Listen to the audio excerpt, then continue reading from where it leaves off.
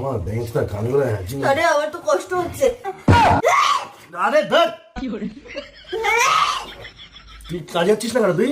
টাকা নেই। এলে 12টা পর্যন্ত ঘরে বসে থাকবি, তারপরে কি ডেলিভারি কাজ করবি? ও দরকার নেই কিন্তু, সকাল সকাল কাজে বেরোবি। মাসির ছেলে এখানে এসো, তুমি বহুদিন হয়ে গেছে, বাড়িও যাচ্ছ না।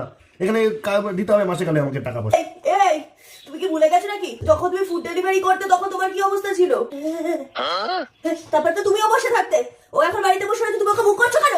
লাঞ্চ টাইমের পর থেকে তো অর্ডার পায়, সকালবেলা তো বেরোতে পারে 8টা থেকে 12টা পর্যন্ত। কোথায় বেরোবে ও? কার হাতে তখন? র্যাপিডো করতে পারে তো, র্যাপিডো করতে পারে। র্যাপিডো র্যাপিডো জানিস না? র্যাপিডো হাঁচিটা হচ্ছে না।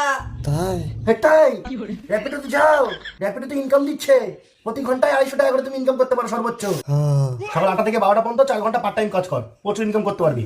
আর আর আর আরো অনেক কিছু আছে, ডেইলি উইকলি ইনসেনটিভ পাবে।